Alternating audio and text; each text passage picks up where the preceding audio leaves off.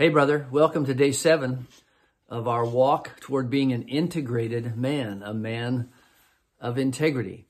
And we're going to talk about something today that none of us likes to admit. We don't like to feel this, but we all become afraid. That's our word for the day. We all have fear. And these thoughts are coming this whole week out of chapter 2 of Nehemiah, the first 8 verses. And what happens is that Nehemiah is called before the king after he's heard the words about what's happening in Jerusalem. And he walks into the presence of the king, and his face is very sad. And the king has a need to know why he's sad, because after all, he's the miner's canary. He tastes all the wine and all the food for the king. And if the cupbearer is sad, maybe he's sick, maybe he's dying, and the king himself will be very afraid. But Nehemiah is afraid because here he is in the presence of someone who literally holds his life in his hands, and he wants to ask him something really important, and he's afraid. Maybe for you, your fear is coming because today you need to have that critical conversation. You need to make a phone call. You need to admit something that's happened. You need to ask your wife a critical question. Maybe you have a known opponent or enemy in your life. Maybe someone needs to be confronted. Well, we all have reasons to be afraid. The point I want to make is that an integrated man admits, yes, I have fear. Now, what do we do with our fear?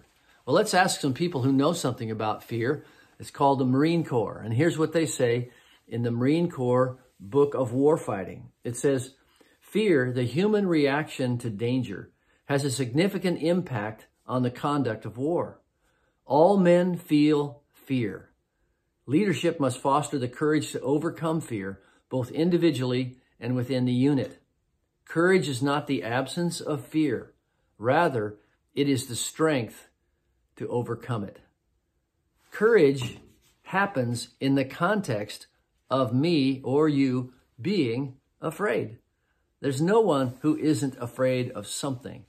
And the point is that Nehemiah and you and I can overcome our fear by taking steps and walking toward it. I've noticed this in men over the years, that when men are playing defense, when they're playing small, when they're trying to be isolated and insulated from the fear that they are feeling, they become less manly. They feel less masculine. They don't feel like they're worthy or they're on purpose in their life. But when a man pivots and he faces the fact that, yes, I am afraid, but I'm going to take a step toward that fear, not away from that fear, not only does he begin to feel more manly, but God promises to walk with him.